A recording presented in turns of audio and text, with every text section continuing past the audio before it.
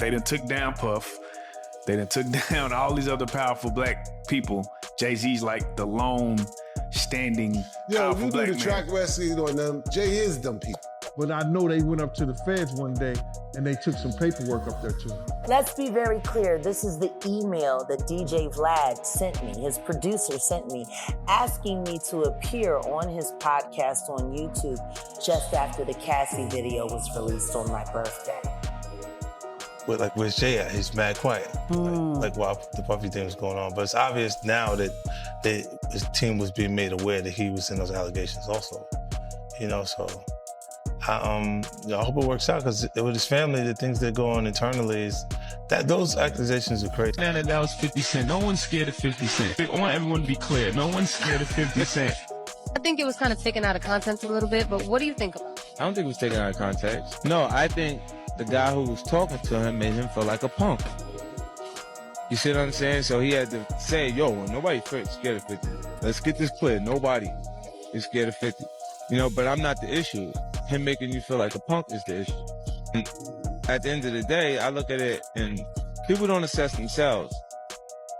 Even really intelligent people. Jay's a smart guy.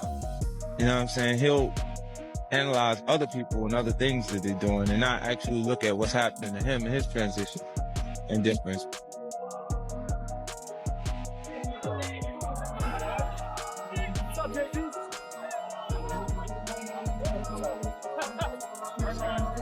Jay, your music saved my life, man. We're Sagittarius is too, Bob. Thank you so much.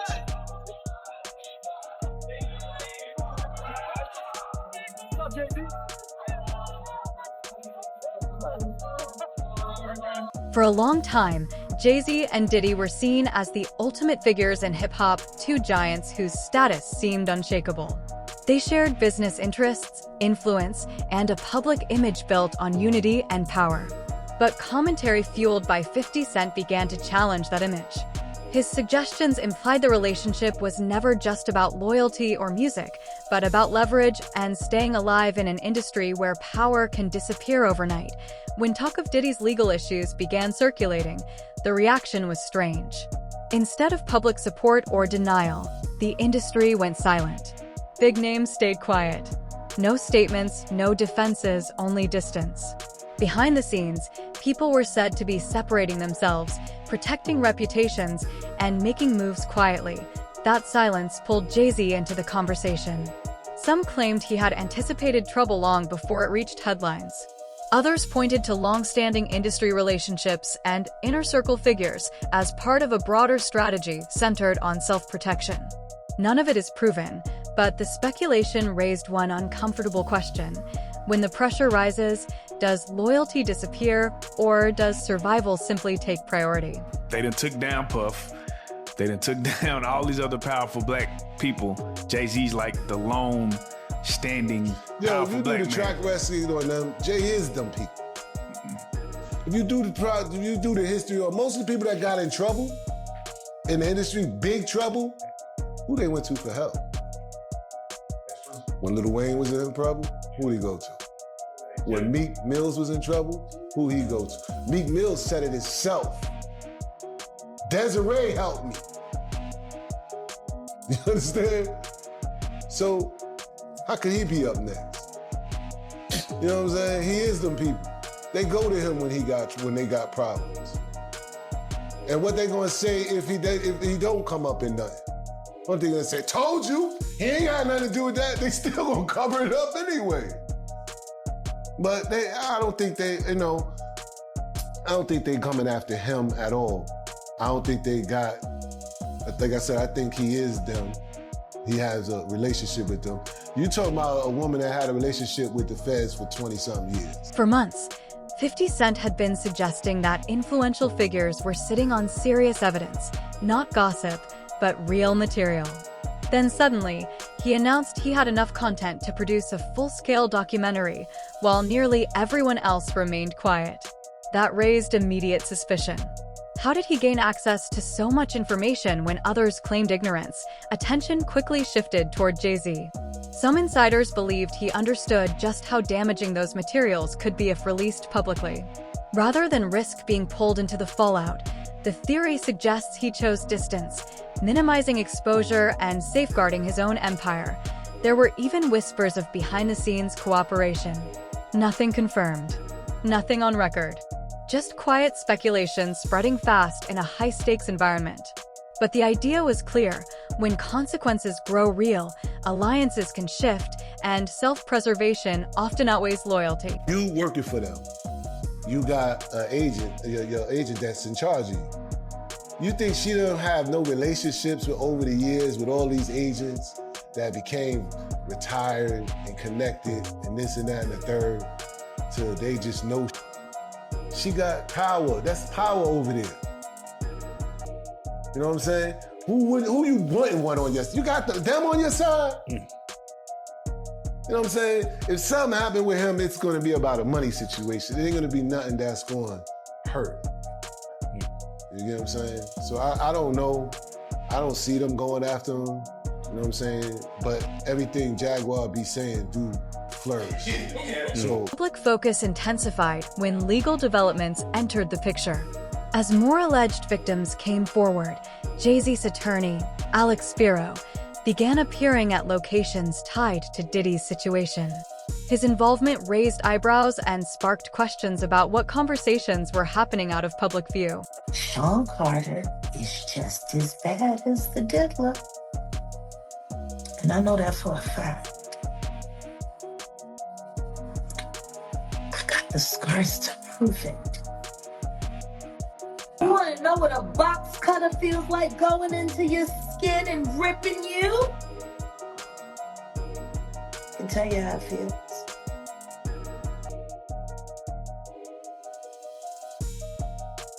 Y'all ain't seen shit yet. That Cassie shit, that's nothing. I'm saying Sean Carter remembers everything he did to me and he's got it on tape.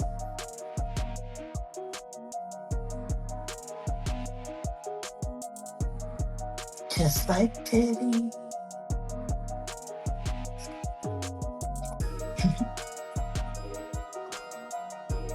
And you're gonna be crazy. It's gonna be the women that get them in the end. Critics like Jaguar Wright argue that Jay-Z has always known when to exit before things collapse. According to her, he doesn't wait for destruction. He moves early and lets events unfold behind him.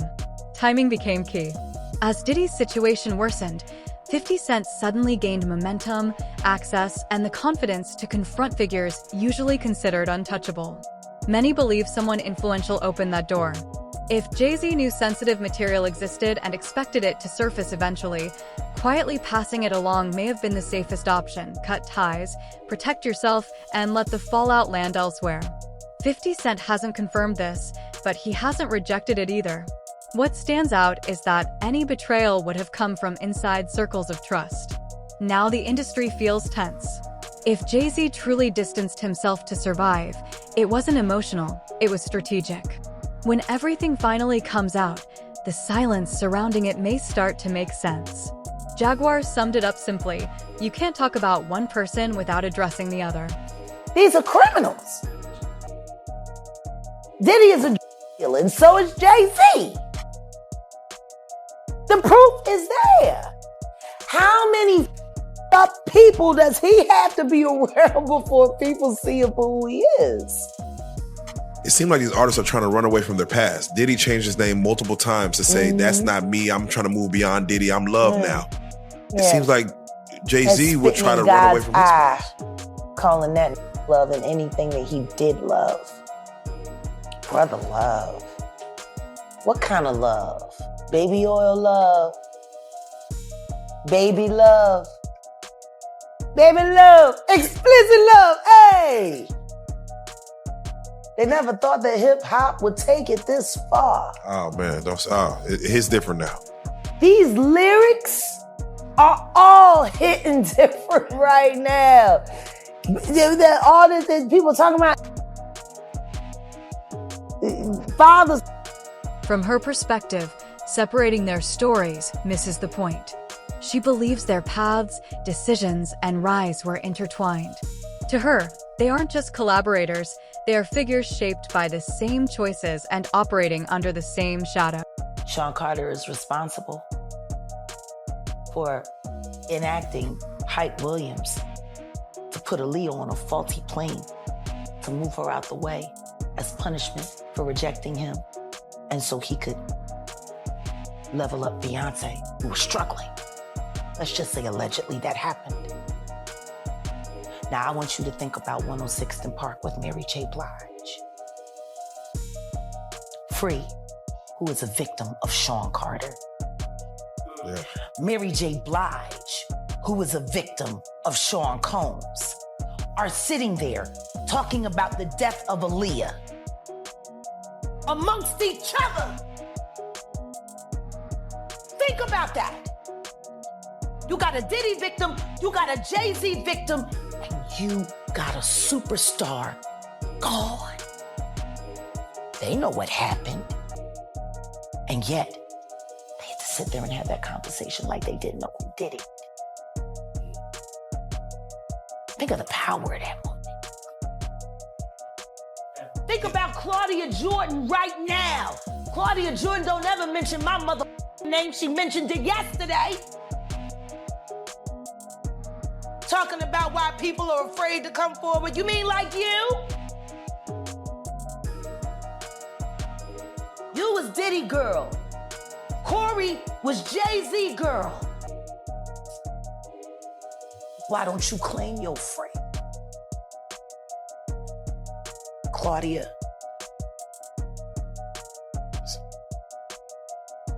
So, Jack, when you say... When I say Corey, I'm talking about Kathy White. Oh, yeah. That's what I was about to ask. Jay-Z's pregnant mistress, who died of an imaginary aneurysm. Just like the woman who was best friends with Kim and Kimura, who wrote the book Bling and died as soon as it made the bestsellers list. Observers noticed another shift. Jay-Z and Beyonce began losing followers steadily, yet neither addressed it publicly. No responses, no clarification, just quiet continuation of business as usual. Jaguar interpreted that silence not as confidence, but as concern. Why does it all come to a head now? Why now? Why? Because he's the acceptable monster at this time, like R. Kelly was the last time I sat on this couch. So who's next? Y'all don't see the lineup? Yeah, we see the lineup. I'm just waiting to see who's next. Jay-Z is setting Diddy up. Why is everyone having such a hard time? He ain't doing different. He lined up D. Haven, stole his life and identity. He lined up Big L, stole his life and identity. He lined up Dame Dash, stole his life, identity, and took his love. Lined up R. Kelly. He wants to be the one. Shout out D. Haven. He actually hit us up, wanted to tell this story. You need to talk to D. Haven. We need to talk to him. I told you that last year when I put you on the phone with him. And in her eyes, it's not just Jay-Z who's a criminal, but also his wife, Beyonce. Why your husband don't want to put his seed inside of you and put it in everybody else? Wild in this world, yo. It's funny, you open up Beyonce's internet, it just gets weird. Beyonce's internet. That's what we're calling that it. That belongs to the devil. Unless you calling that the devil, she ain't nothing but an employee. Oh. And half of which dumbass bitch. So, you know, it's funny that it's crazy you say these things. Why don't nobody want to accept that? I think she went and the girl cats.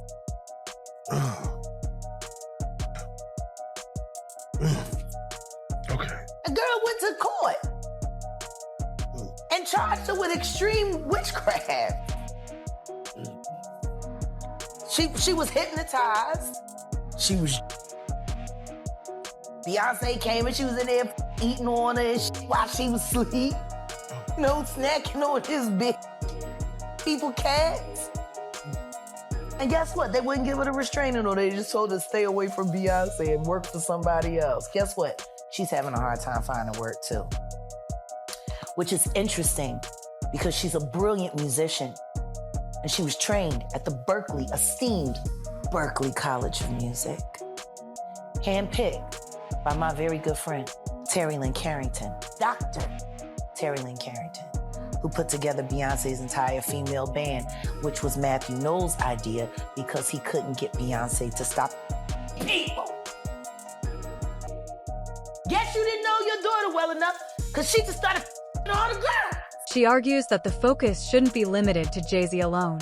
In her view, Beyonce is also part of the equation, with actions and decisions that can't be separated from his. No, I know. He said he would never sit with me. He would never have you in it. He never wanted to talk to me. He never would. But I got receipts. Vlad, why did you reach out to Jag back in June, asking for Jag to deal with each other? Why you do that, Vlad? Vlad, why you playing in our face?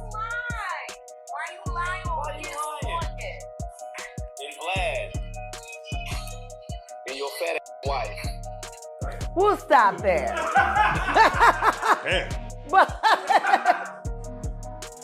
Let's be very clear. This is the email that DJ Vlad sent me, his producer sent me, asking me to appear on his podcast on YouTube just after the Cassie video was released on my birthday. I saw it. I never responded. Odell responded. Weeks and weeks later.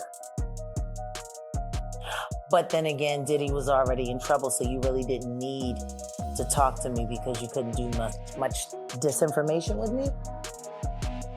I guess that's why your friend from the Star Report, or should I say the Comet Report, because he crashed out just like a comet. I guess that's why he was so upset when I started asking him relevant questions about why he's propping up a liar.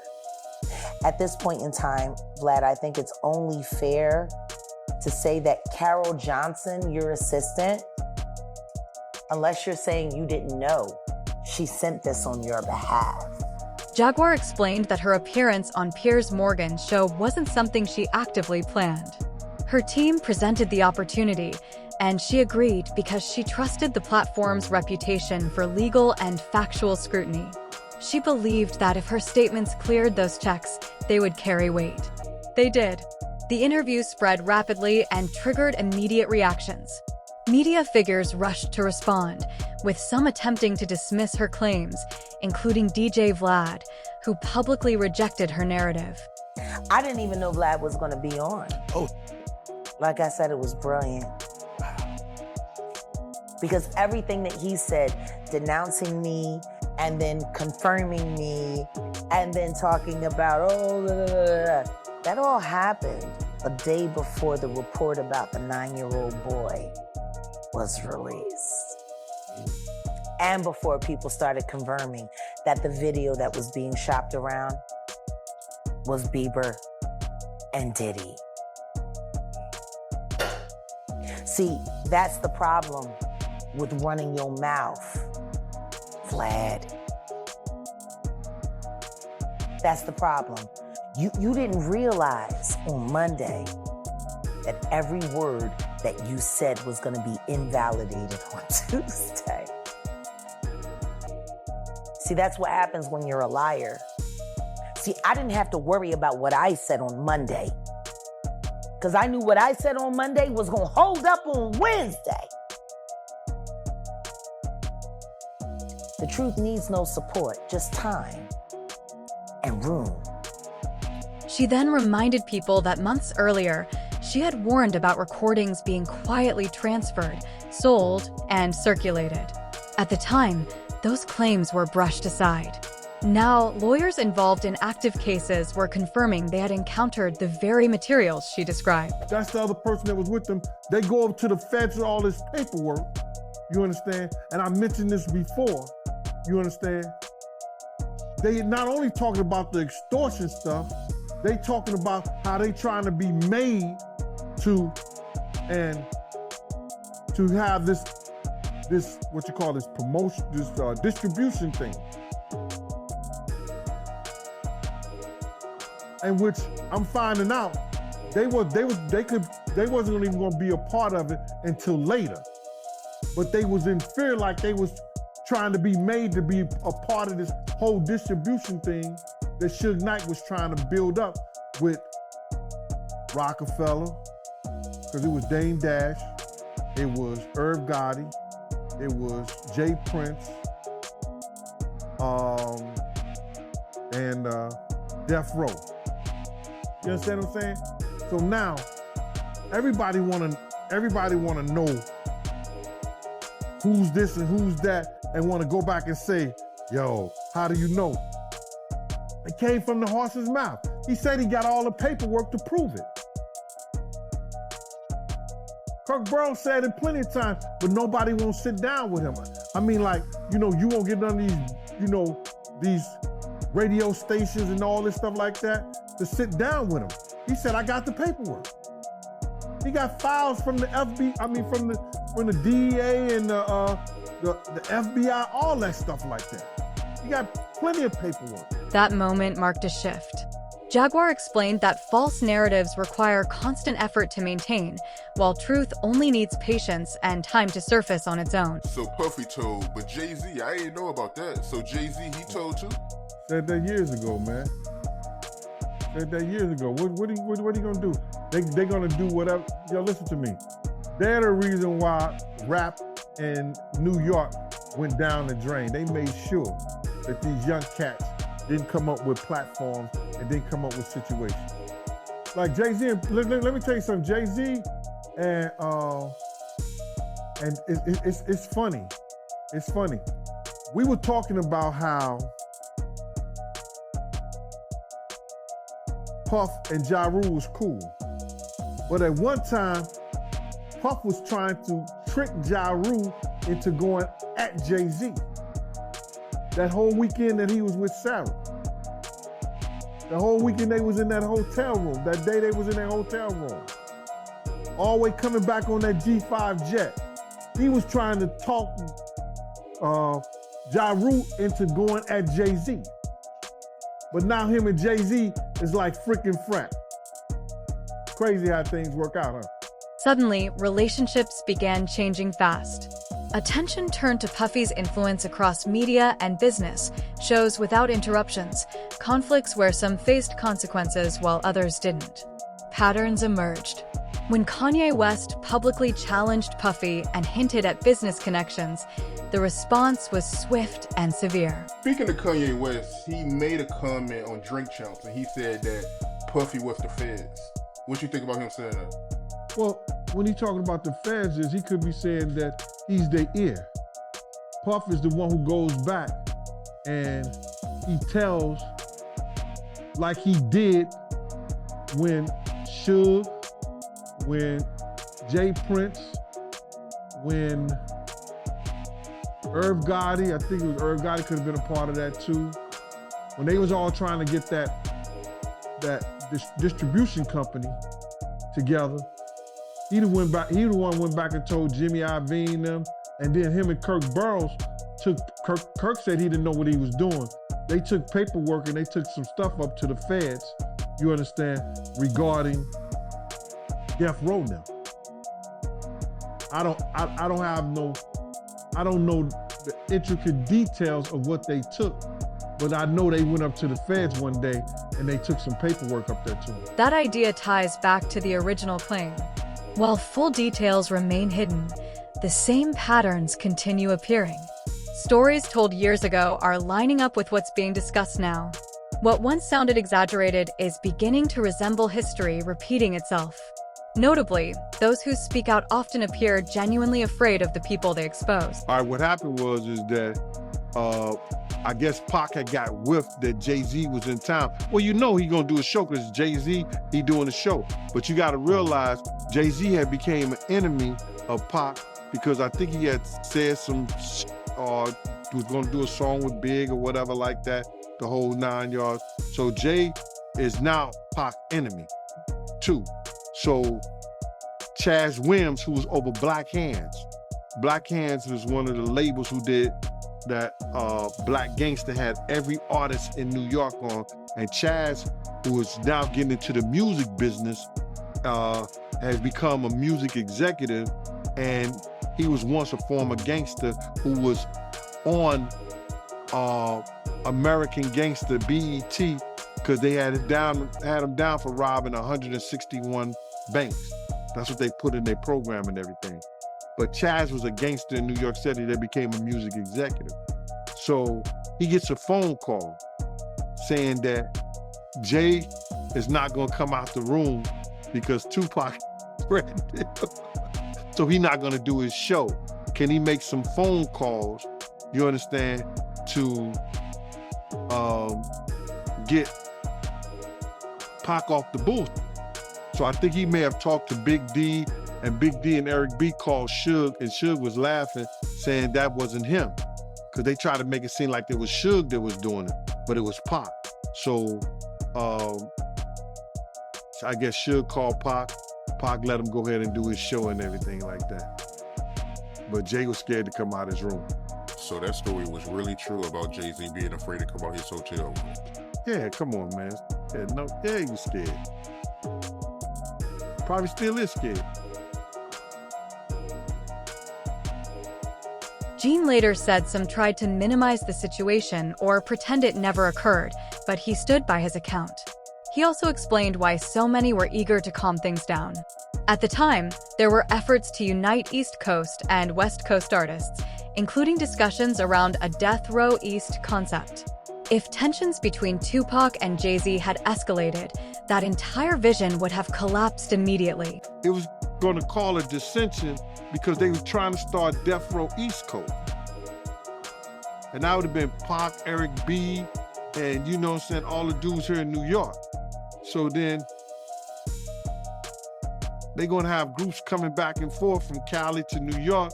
So it was just good business just to chill out with that.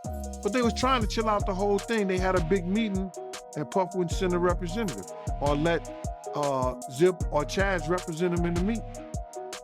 Yeah, that's a wild story. Yeah, who told you this story, if you don't mind me asking? I was there. Oh, wow, I didn't know that, man. I didn't know you was there. So you was there when Jay was scared to come out his hotel room. I had no idea, man. I used to roll with Chaz every day, bro. And then it came out.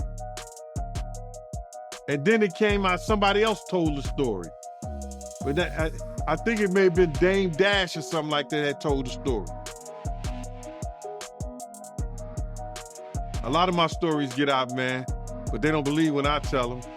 They believe it when they hear somebody else say. When you connect past stories with what's emerging now, the silence becomes easier to understand. The same names keep resurfacing. The same behaviors repeat. And those who spoke years ago are starting to look less like outliers and more like early witnesses. The question now is simple. What else is waiting to come out? Share your thoughts below.